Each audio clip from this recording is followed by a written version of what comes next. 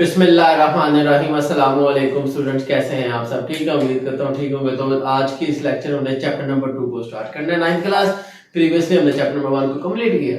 अगर आप उसका कोई टॉपिक समझना चाहते हैं चैप्टर नंबर 1 का, तो मेरी 9th क्लास की फिजिक्स की प्लेलिस्ट है, ठीक है ना, न्यू बुक के नाम से। तो आपको डिस्क्रिप्शन में भी उसका लिंक मिल जाएगा, स्क्रीन के टॉप राइट कॉर्नर पे भी आपको शो हो जाएगी। आपने जैसे उस पर क्लिक करना है, आप वहां से कोई भी लेक्चर समझ सकते हैं। फर्दर आपने कोई और टॉपिक समझना है तो आप मुझे कमेंट सेक्शन में बता सकते हैं, ठीक है बेटे। हाँ जी, आपको उसकी वीडियो मिल जाएगी।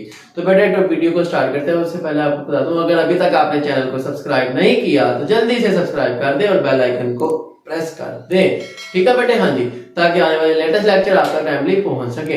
तो बेटा चलिए शुरू करते हैं। आज के इस लेक्चर में हमने पढ़ना है सबसे पहले काइनेमेटिक्स। तो बेटे उससे पहले आपको मैं बता दूं कि मैकेनिक्स क्या होती है, ठीक है बेटे। क्योंकि जो काइनेमेटिक्स है ना, ये ब्रांच है किसकी? मैकेनिक्स की। तो बेटे मैकेनिक्स में हम स्टडी करते हैं जी, study of motion of objects. क्या मतलब? ऑब्जेक्ट्स की मोशन को स्टडी करेंगे, इट्स कॉजेस, उसके कॉज को स्टडी करेंगे, एंड इफेक्ट्स, इफेक्ट्स को भी स्टडी करेंगे। क्या मतलब इस बात का? इस जुमले में, इस सेंटेंस में हमारे पास तीन बातें काबिल गौर है। एक है जी मोशन ऑफ ऑब्जेक्ट, एक है कॉजेस और एक है इफेक्ट्स। अब इनका क्या मतलब है बेटे? बात बड़े ध्यान से सुने। जैसे हम देखें, मिसाल लेते हैं कि मिसाल के तौर पे जो जमीन है वो सूरज के गिर्द ऑर्बिट में घूम रही है, ठीक है। लेट्स से ये सन है हमारा, ठीक है।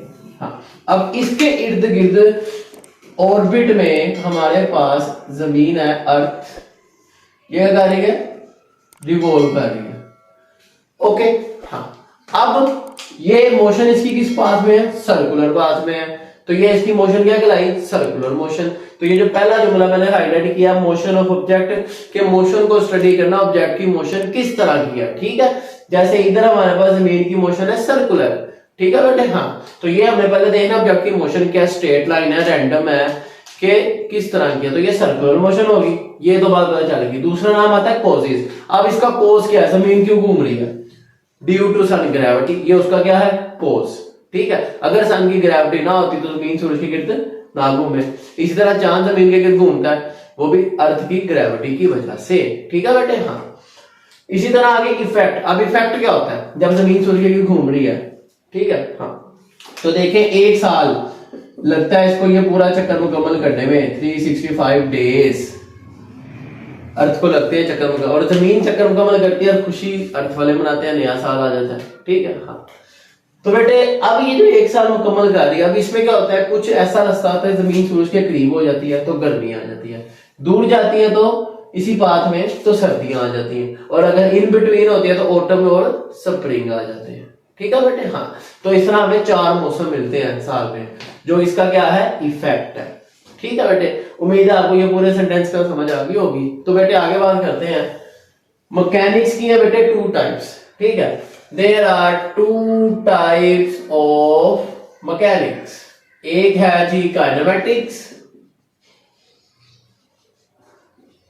और दूसरा नाम है डायनामिक्स, राइट, ओके। तो पहले बात करते हैं काइनेमेटिक्स क्या है। तो बेटे काइनेमेटिक्स हमें बताती है कि study of motion of object, बिल्कुल इसी तरह, बट उसमें एक चीज आ जाती है कि उसमें हम क्या करते हैं जी, study of motion of object, study of motion of object without discussing the cause of motion, without discussing, उसके कॉज को स्टडी नहीं करना, कॉज को डिस्कस नहीं करना, without discussing the cause of motion is called kinematics, okay.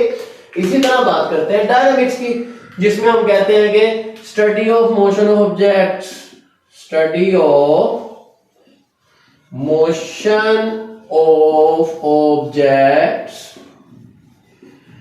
Also discussing the cause of motion,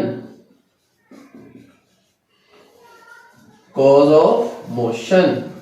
तो ये हमारा बन जाएगा डायनामिक्स, उम्मीद है आपको ये दोनों बातें समझ आ गई हैं। तो इसी तरह बेटे जब ये चैप्टर स्टार्ट कर दिया हमने इन 3 डेफिनेशंस के साथ, फर्स्ट टॉपिक जो हमारे पास आता है इस नई बुक में, वैसे तो प्रीवियस 9th बुक मेरी पूरी अपलोड है, ठीक है ना, और मोस्टली वही टॉपिक हैं जो इस नई 9th में आए हैं, पुरानी में भी कुछ मौजूद हैं। और अगर आपको नई बुक में वो टॉपिक ना मिले, आप पुरानी में जाके वो समझ सकते हैं, कॉन्सेप्ट तो वही है, ठीक है। हाँ, फर्दर तब तक इस बुक के रिलेटेड भी आ जाएंगे, ठीक है बेटे। हाँ, जैसे चैप्टर 1 में हमारे पास फिजिकल क्वांटिटीज थी पुरानी बुक में, नई बुक में नॉन फिजिकल भी आ गए, ठीक है। हाँ, वो पहले नहीं थे, तो बस इसका एडिशन हुआ, बाकी सब कुछ वही पुराना ही है।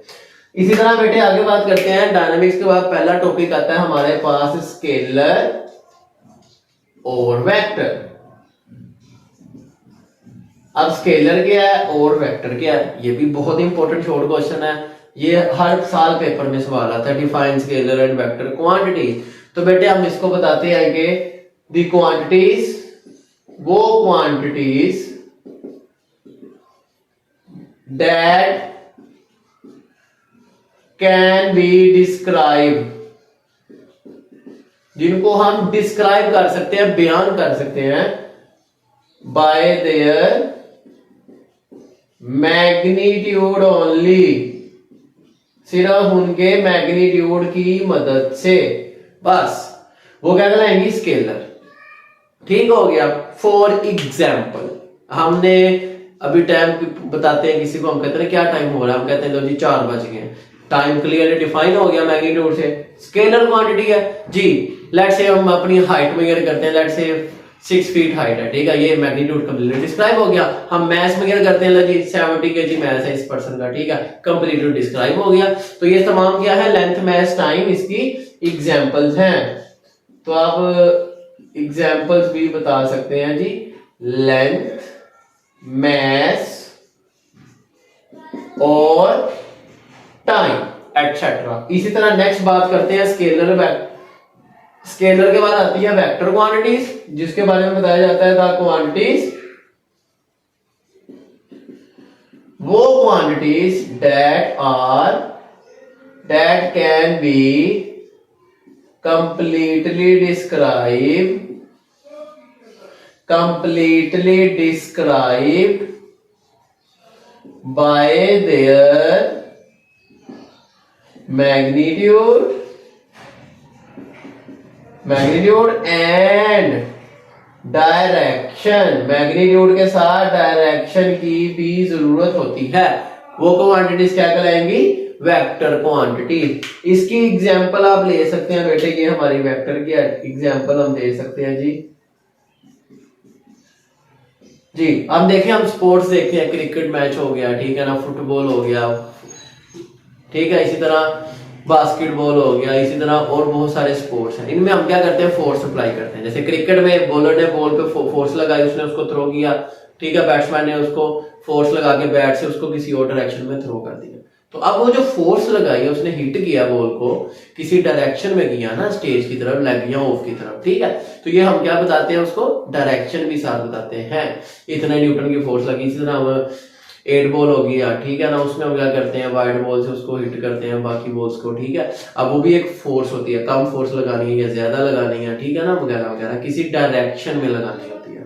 तो बेटे फोर्स क्या है, हमारी वेक्टर क्वांटिटी है। क्योंकि अभी आपका स्टार्ट है 9th क्लास का, इसलिए मैं फर्दर और किसी क्वांटिटी का बता नहीं सकता, क्योंकि आपको अभी पता नहीं है। आगे हम जैसे से पढ़ेंगे आपको बताते जाऊंगा ये स्केलर है या वेक्टर है। तो बेटे आपने याद रखना, फोर्स हमारा वेक्टर क्वांटिटी है। इसी तरह वैसे ही नाम याद कर ले कि फोर्स के साथ साथ डिस्प्लेसमेंट, वेलोसिटी, मोमेंटम, टॉर्क, ये तमाम क्या है, वेक्टर क्वांटिटीज है। आपको एमसीक्यूज में पूछा जा सकता है। तो बेटे इसी तरह आपको ये शॉर्ट क्वेश्चन भी हमने साथ में प्रिपेयर कर लिया। आज के इस लेक्चर के लिए इतना ही। नेक्स्ट लेक्चर में हम नेक्स्ट टॉपिक पढ़ेंगे जो है हमारा किससे रिलेटेड, वेक्टर रिप्रेजेंटेशन से, ठीक है बेटे। हाँ जी, चले, उम्मीद है आपको समझ आ गई होगी। अगर आपका कोई क्वेश्चन हो तो आप मुझे कमेंट सेक्शन में पूछ सकते हैं। तो चले, मिलते हैं आपसे नेक्स्ट वीडियो में। सी यू देन, अल्लाह हाफिज।